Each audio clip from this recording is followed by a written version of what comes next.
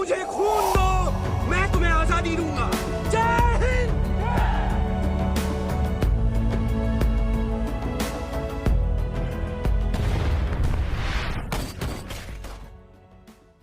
दोस्तों, आज हम एक ऐसी सच्चाई के बारे में बात करेंगे जिस सच्चाई के बारे में हर एक भारतीय को पता होना चाहिए। ये एक ऐसी सच्चाई है जिसे अब तक हम भारतीयों से छुपाया गया, और इस सच्चाई को छुपा करके हमें वो बताया गया जो बिल्कुल भी सच नहीं है। दोस्तों, मैं बात कर रही हूँ कि भारत देश को आज़ाद कराने में किसका सबसे महत्वपूर्ण रोल था। पर आप कहेंगे कि गांधी जी का, लेकिन दोस्तों ऐसा बिल्कुल भी नहीं है। हमें आज तक जो भी कुछ बताया गया वो एकदम गलत है। ये बातें मैंने ऐसे ही नहीं कह दी। इस बात का सबसे बड़ा सबूत है भारत में आए क्लेमेंट एटली। क्लेमेंट एटली गुलाम भारत के ब्रिटिश प्राइम मिनिस्टर थे, और भारत देश के आज़ाद होने के बाद 1954 में जब वो भारत आए तो वो उस समय बंगाल के गवर्नर से मिले। और जब बंगाल के गवर्नर ने क्लेमेंट एटली से भारत को आज़ाद करने का कारण पूछा, तो एटली ने जो बताया उस बात से एक बहुत ही बड़े झूठ का पर्दाफाश होता है कि जो हमें आज तक पढ़ाया गया, जो हमें सिखाया गया, वो एकदम झूठ है। उन्होंने भारत देश को आज़ाद करने का कारण बताया कि भारतीय सैनिकों के विद्रोह की वजह से, जो उनकी सेना में शामिल थे, और सुभाष चंद्र बोस के मूवमेंट की वजह से, और उनकी बनाई आज़ाद हिंद फौज की वजह से उनको भारत छोड़ने पर मजबूर होना पड़ा। और जब उनसे ये पूछा गया कि गांधी जी के क्विट इंडिया मूवमेंट से आप पर कितना प्रभाव पड़ा, तो उन्होंने बताया कि गांधी जी के कोई भी मूवमेंट से उन पर कोई भी प्रभाव पड़ा ही नहीं था। दोस्तों, यही स्टेटमेंट अपने आप में ही एक बहुत ही बड़ा क्वेश्चन खड़ा करती है कि आखिर क्यों फिर हमें अब तक स्कूल्स में और हिस्ट्री की किताबों में ये पढ़ाया जाता है कि महात्मा गांधी ही फादर ऑफ नेशन है। क्यों हमें ये बताया जाता है कि उनके क्विट इंडिया मूवमेंट और अहिंसा के रास्ते पर चलकर ही महात्मा गांधी जी ने देश को अंग्रेजों से आज़ाद कराया था। और क्यों हमें सुभाष नेताजी और उनकी आज़ाद हिंद फौज के किए हुए संघर्ष के बारे में नहीं बताया जाता। सुभाष चंद्र बोस ही हमारी आज़ादी के महान लीडर थे, और इतिहासकारों ने इन्हीं के और इनकी फौज के संघर्ष के बारे में नहीं बताया, और उनके इतिहास को हमेशा के लिए मिटाने की कोशिश की। जबकि सच्चाई तो ये थी, नेताजी सुभाष चंद्र बोस के मूवमेंट की वजह से ही हमारे देश को आज़ादी मिली थी। तो हमें अब तक सच्चाई से दूर क्यों रखा गया? आज हम सुभाष चंद्र बोस के बारे में जानेंगे, और उन्होंने क्या क्या किया, कैसे उन्होंने संघर्ष करके भारत देश को आज़ाद करवाया, और कैसे उनके इतिहास को दबा के आज़ादी का दमका कोई और ले गया। दोस्तों, नेताजी का जन्म 23 जनवरी 1897 में उड़ीसा के कटक शहर में हुआ था। उस समय भारत ब्रिटिशर्स का गुलाम हुआ करता था, और नेताजी जैसे जैसे बड़े और समझदार होने लगे, वैसे वैसे उन्होंने नोटिस किया कि अंग्रेज़ों की गुलामी की वजह से हमारे देश में बेरोजगारी, भूखमरी और गरीबी अपने चरम सीमा पर पहुंच गई है। सिर्फ कुछ ही परिवार ऐसे थे जो फाइनेंशियली ठीक ठाक थे, और उनमें से एक परिवार नेताजी का भी था। और उन्होंने देखा कि अंग्रेज़ लोग हम इंडियंस के साथ बहुत ही बुरा व्यवहार करते हैं। यहाँ तक कि उन्होंने ये भी देखा कि होटल्स के बाहर अंग्रेज़ों ने एक बोर्ड भी लगा रखा था जिसमें लिखा था, कुत्तों और भारतीयों का आना सख्त मना है। इसका मतलब ये है कि वो हमको कुत्तों की कैटेगरी में खड़ा करते थे। हम भारतीयों को अपमानित और नीचा दिखाने के लिए वो ऐसा करते थे। और यही सब देखकर नेताजी को बहुत ज़्यादा बुरा लगता था, और गुस्सा भी आता था कि ये अंग्रेज़ लोग हमारे ही भारत देश में आकर हम पर ही ज़बरदस्ती राज कर रहे हैं, और हम भारतीयों के साथ जानवरों जैसा व्यवहार कर रहे हैं। ये देखकर नेताजी को बिल्कुल भी सहन नहीं होता था। ऐसी ही एक घटना थी। एक बार उनके कॉलेज के समय एक अंग्रेज प्रोफेसर था जो बिना बात के इंडियन बच्चों को बेवजह पीटा करता था और उनका मजाक बनाया करता था ताकि उनका मनोबल टूट जाए। एक दिन एक इंडियन स्टूडेंट को एक अंग्रेज प्रोफेसर बेवजह पीट रहा था। तभी नेताजी को इस बात का पता चला, और नेताजी को बहुत ज़्यादा गुस्सा आ गया था, और तभी उन्होंने अंग्रेज प्रोफेसर के गाल पर एक तमाचा जड़ दिया। इसी वजह से नेताजी को उस कॉलेज से निकाल दिया गया। इसी घटना के बाद नेताजी घर पर बैठ गए। तभी उनके पिताजी ने उनको आईसीएस की तैयारी करने का सुझाव दिया और उनको आईसीएस की तैयारी करने के लिए लंदन भेज दिया। आईसीएस का मतलब होता है इंडियन सिविल सर्विस। ये उस टाइम का सबसे मुश्किल एग्ज़ाम था। इसको पास करने में अच्छे लोगों को 2 से 4 साल लग जाता था और तब भी कुछ ही लोग इस एग्ज़ाम को पास कर पाते थे। लेकिन नेताजी इतने जीनियस, इतने इंटेलिजेंट थे कि उन्होंने 4 साल की पढ़ाई को सिर्फ 7 महीने में ही कर डाला और नेताजी इस एग्ज़ाम में अच्छे नंबरों से पास हुए, जिसे देखकर वहाँ के अंग्रेज लोग हैरान रह गए। नेताजी की इंग्लैंड में आईसीएस में अच्छी पोस्ट पर जॉब लग गई थी। आईसीएस उस समय की ऊंची सैलरी वाली टॉप लेवल की जॉब थी और वो चाहते तो उस जॉब को करके एक हाई फाई लग्जरी लाइफ जी सकते थे। लेकिन नेताजी ने उस जॉब को उसी समय ठुकरा दिया। क्या आपको पता है क्यों? क्योंकि वो ये जानते थे कि मेरे हिंदुस्तानी लोग अंग्रेज़ों की गुलामी की वजह से बहुत ही बुरी हालात में जी रहे हैं और तभी वो वहाँ से ये प्रण लेकर निकले कि मैं अपने भारतवासियों को अंग्रेज़ों की गुलामियों से आज़ाद कराऊंगा और उन अंग्रेज़ों की सत्ता को जड़ से उखाड़ दूंगा। तभी वो वहाँ से इंडिया वापस आ गए और इंडिया में आकर वो गांधी जी से मिले और तभी उनकी कांग्रेस पार्टी ज्वाइन करके उन्होंने आज़ादी के लिए काम करना शुरू कर दिया। लेकिन कुछ ही समय बाद नेताजी को ये समझ में आ चुका था कि गांधी जी के इस अभियान या इस तरीके से चलकर देश कभी भी आज़ाद नहीं हो सकता, क्योंकि गांधी जी का ये मानना था कि अगर हम अहिंसा के रास्ते पर चलेंगे तो अंग्रेज हमें आज़ाद कर देंगे और अगर दुश्मन हमें एक थप्पड़ मारे तो हमें दूसरा गाल आगे कर देना है। पर नेताजी का ये मानना था कि आज़ादी मांगने से नहीं मिलती, आज़ादी लड़ाई और संघर्ष करके छीननी पड़ती है। गांधी जी और नेताजी के अलग अलग विचार होने की वजह से गांधी जी ने कांग्रेस में एक इलेक्शन करवाया। इलेक्शन के समय तक नेताजी अपने विचारों और अपने काम की वजह से पूरे देश में ही नहीं बल्कि पूरे कांग्रेस के बीच में भी लोकप्रिय हो गए थे।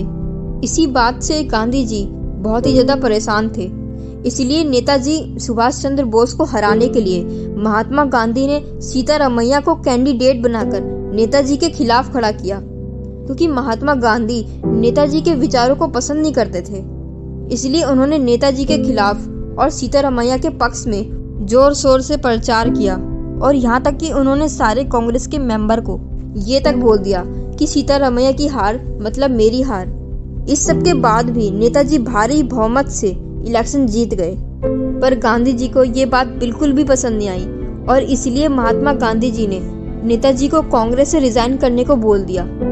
तभी उसी वक्त नेताजी ने कांग्रेस से रिजाइन कर दिया और उसके बाद नेताजी देश की आज़ादी के लिए संघर्ष करते रहे और इस वजह से अंग्रेज़ों ने उनको 12 बार जेल में भी डाला।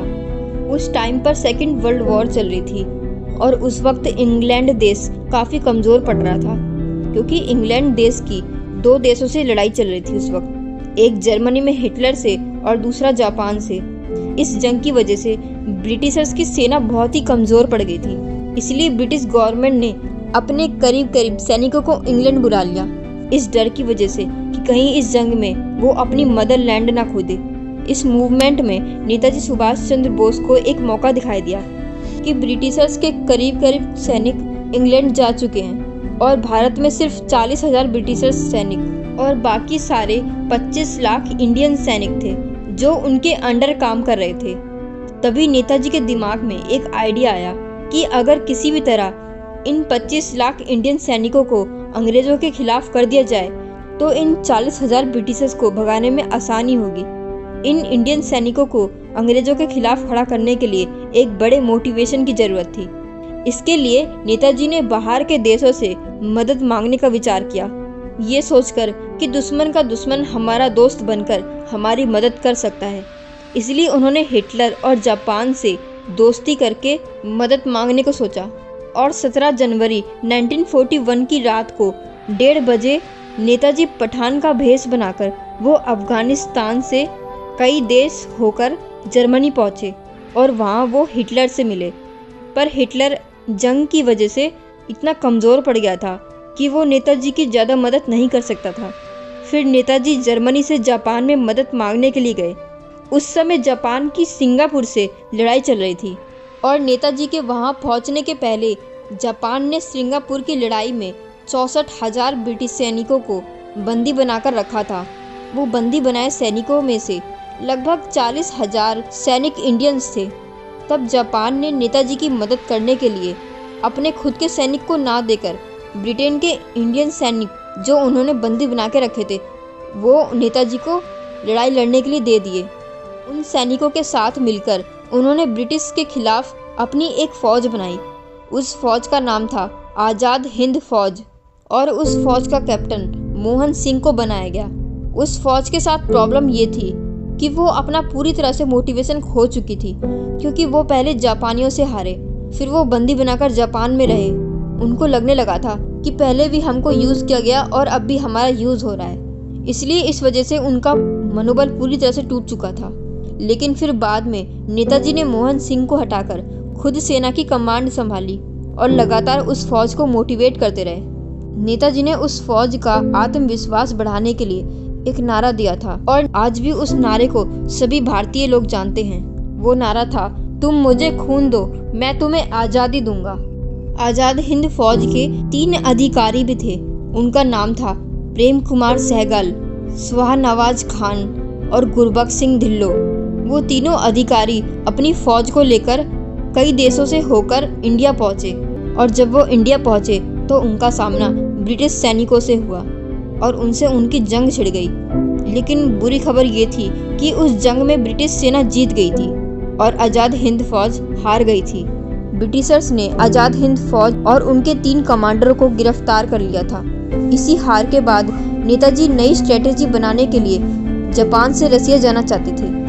तभी 23 अगस्त 1945 को खबर आई कि 18 अगस्त को नेताजी का विमान ताइवान के हवाई अड्डे पर क्रैश हो गया और नेताजी इस दुनिया में नहीं रहे। इसी बीच ब्रिटिशर्स ने आज़ाद हिंद फौज के तीनों कमांडरों को सजा देने का पब्लिकली ट्रायल किया, क्योंकि ब्रिटिशर्स लोग सभी भारतीयों को ये दिखाना चाहते थे कि अगर कोई भी भारतीय आज़ादी के लिए हमारे खिलाफ जाएगा तो उसका भी यही हाल होगा। इसलिए उन्होंने इस खबर को पूरे भारत में, पूरे हिंदुस्तान में फैला दी ताकि सभी भारतीय इस ट्रायल को देखें और हमारे खिलाफ ना जाएं। और यही ब्रिटिशर्स की सबसे बड़ी आत्मघाती गलती साबित हुई। इस ट्रायल को देखने के लिए सभी भारतीय लोग इकट्ठा हो गए थे और तभी से भारतीय लोगों को ये मालूम पड़ा कि नेताजी सुभाष चंद्र बोस ने भारत देश को आज़ाद कराने के लिए एक फौज तैयार की थी और ये तीनों उसी फौज के कमांडर हैं। इसी के बाद से सभी भारतीयों के अंदर अंग्रेजों के प्रति गुस्से की चिंगारी जल उठी थी, क्योंकि वो लोग पहले से ही नेताजी की मौत की खबर सुनकर आक्रोश में थे और दुखी भी बहुत थे। इसी बात से जो इंडियन सैनिक और भारतीय लोग ब्रिटिशर्स के साथ काम कर रहे थे उनके अंदर भी अंग्रेजों के खिलाफ विद्रोह जाग चुका था। ब्रिटिशर्स का यहाँ पर रहना बहुत ही ज़्यादा मुश्किल हो गया था, क्योंकि मैंने आपको ये बात पहले ही बताया था कि वर्ल्ड वॉर सेकेंड के समय इंग्लैंड देश की 2 देशों से लड़ाई चल रही थी और इसलिए उन्होंने अपनी सेना को इंग्लैंड देश बुला लिया था। इसलिए ब्रिटिश गवर्नमेंट चाहकर भी अपनी ब्रिटिश सेना को भारत में लड़ाई लड़ने के लिए नहीं बुला सकती थी, क्योंकि अगर वो भारत वापस बुलाते तो उनकी मदरलैंड पर किसी और का कब्जा हो जाता। तो इसलिए उन्होंने इस विद्रोह की वजह से भारत देश को आज़ाद करने में ही अपनी भलाई समझी, क्योंकि उनको ये बात समझ में आ गई थी कि अगर हम देश को आज़ाद नहीं करेंगे तो ये हमको मार के भगा देंगे और हमारे ऊपर हमेशा के लिए कलंक रह जाएगा कि हम भारतीयों से हार कर आए हैं। इसलिए ब्रिटिश गवर्नमेंट ने महात्मा गांधी से मीटिंग की और उन्होंने भारत देश को महात्मा गांधी और उनकी कांग्रेस के हाथ में सौंप दिया और आज़ादी का क्रेडिट महात्मा गांधी और उनकी कांग्रेस को मिल गया।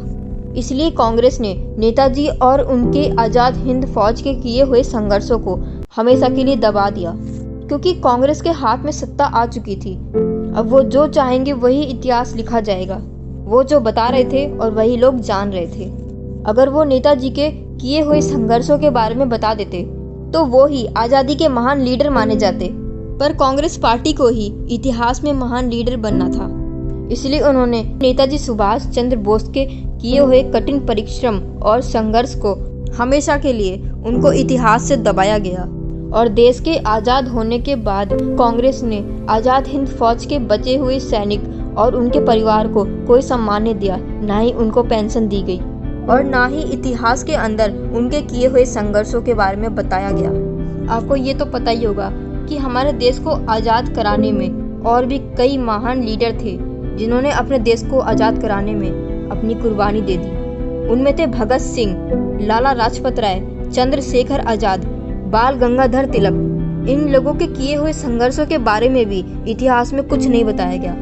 और भी कई ऐसे सैनिक थे जिन्होंने देश को आज़ाद कराने के लिए अपनी कुर्बानी दे दी और इनके इतिहास को भी कांग्रेस ने हमेशा के लिए दबा दिया और हमको वही दिखाया गया, वही हमें पढ़ाया गया जो उन्होंने चाहा। दोस्तों, नेताजी की मृत्यु आज तक एक रहस्य है कि आखिर उनकी मृत्यु कैसे हुई और ना ही हमें आज तक ये सबूत मिल पाया है कि उनकी आखिर मृत्यु हुई कैसे। उस टाइम पर उनकी मृत्यु की खबर सच्ची थी या झूठी थी, इस बात का सबूत आज तक नहीं मिला है।